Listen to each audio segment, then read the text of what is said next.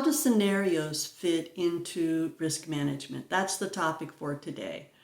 Hi, I'm Charlene Deaver Vasquez. Welcome back to the podcast. If you're new here, whatever platform you're viewing this on or listening to, be sure to subscribe so that you can get notified the next time I release one. So let's dive into today's topic, and that is, how do scenarios fit into risk management? Scenarios are how you convert a vulnerability or a weakness that you have identified into something that is a quantifiable risk. Finding a weakness or a vulnerability on its own is not enough to elevate that to something that becomes relevant to leadership. So if you are thinking about the puzzle pieces in your risk management program, think of it like this. Vulnerabilities or weaknesses can be discovered in a number of ways. It might come from an assessment that you're doing. It might come from system scanning, vulnerability scanning that you're doing. It might come from some other area of the business where it is identified. Once a weakness or a vulnerability is identified, then you want to convert that vulnerability. You want to say, well, how is this relevant to the organization? And the way that you do that, the way that you say it's relevant, is by playing out a scenario.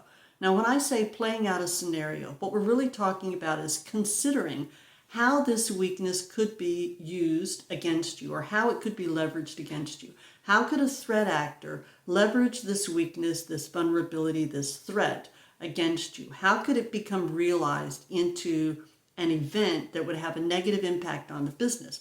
That's what the scenario does. So in developing scenarios, the way that I like to look at this is like this.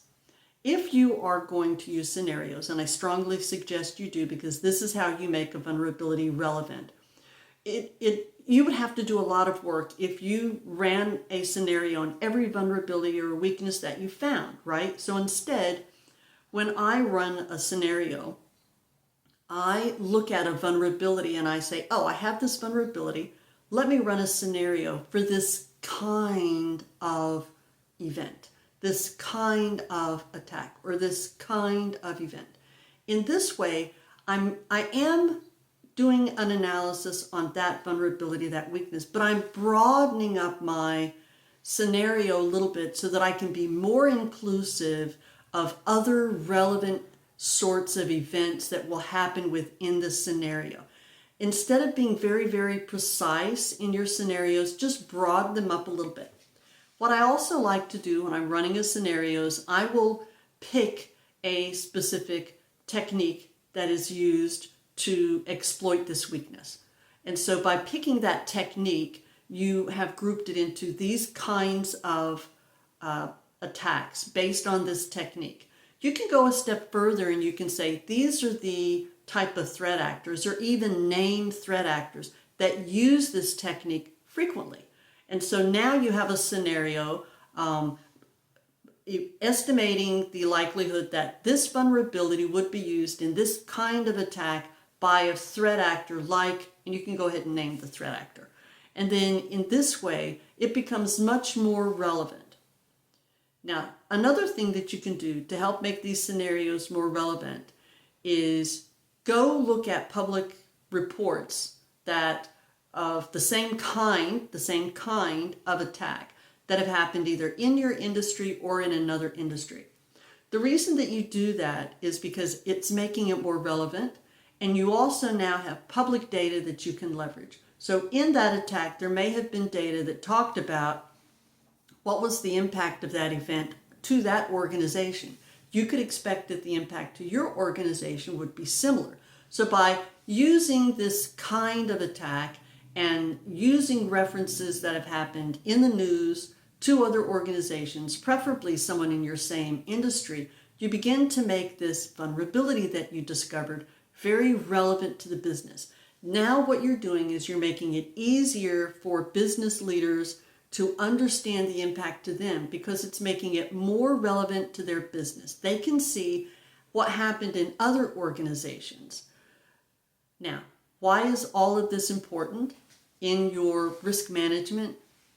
Generally, in risk management, you want to do more than just assess the controls. and say that you're compliant. You want to do more than just make sure your systems are hardened.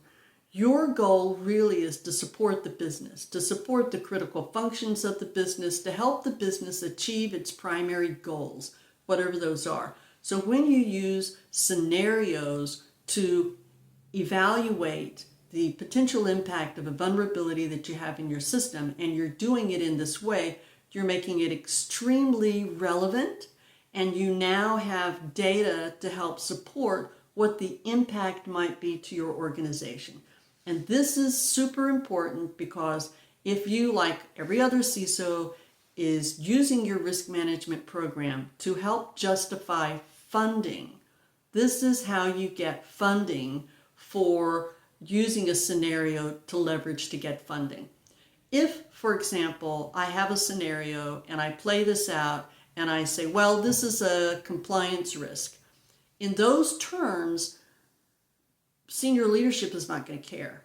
But if I take the same vulnerability and I play my scenario in terms of this kind of attack, using this kind of technique, typically from this kind of threat actor, and you can see what the impact was on other organizations, now you're framing it as the potential impact to the business. How would that control failure impact critical functions in the business? That's how you want to frame your communication of the scenario with leadership. And not only are you phrasing this in terms of the impact it could have to critical functions in the business, but you're comparing what the potential financial impact is. Now, all of this is great, and I hope you've gotten it that far. Now let me put the cherry on the top. Now let's really make this super effective for you. Because not only are you going to try and make this very relevant, you want to use this to justify a budgetary request so that you can pay the expense to fix that control failure so that it doesn't happen again.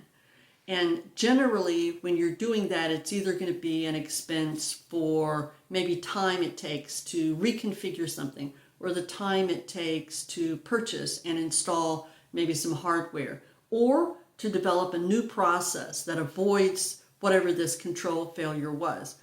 When you are putting that information together and you want to go before the board, when you present the scenario, you also need to present what is your recommendation. But not just saying, I recommend that we do these things and here's what they're going to cost, but now go the extra step and say, if we implement it, let's say you have 4 recommendations.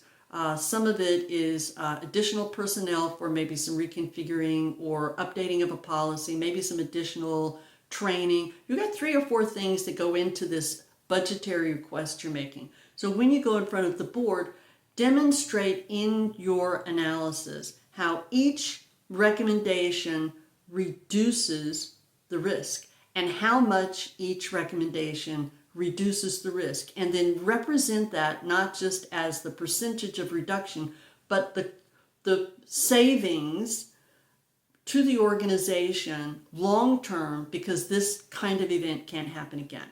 In other words, you're going to, in your recommendations, kind of do this is the risk measured, and if you implement things, step number 1 will reduce it this much, step number 2 this much, step number 3 this much, and then this is the cost, the return on investment of this event not happening again. So you want to make that sort of financial argument in your recommendations, right? So that when you go to the board, it's not just saying, hey, we found this weakness and here's what it potentially means.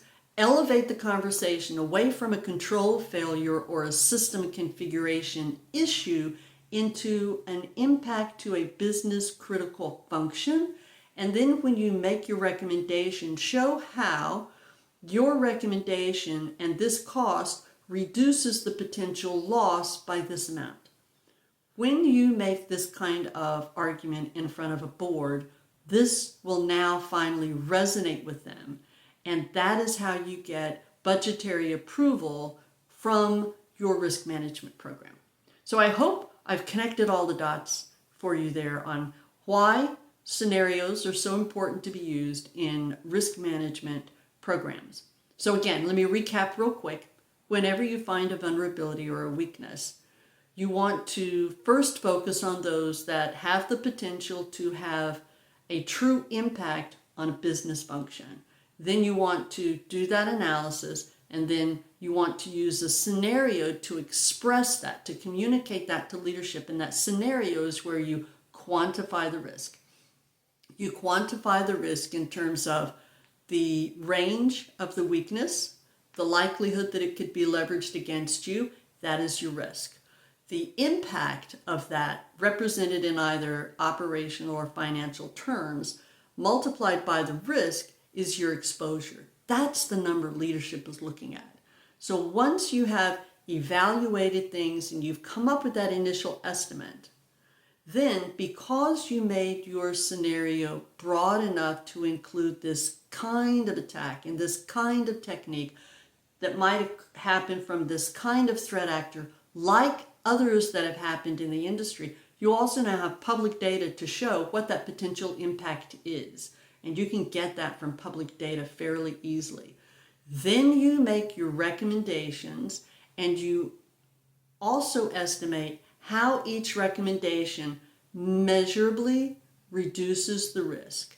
And your return on investment should be showing, if you do this correctly and if this is valid, that some minor investment now will save a potentially much larger financial cost if this is allowed to continue.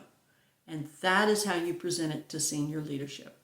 Okay, if you want more content like this, continuing to talk about how to leverage your risk management program and really get the funding and how to manage your risks effectively, let me know in the comments. Be sure to like and then follow along, and I'll continue to produce more content that you like.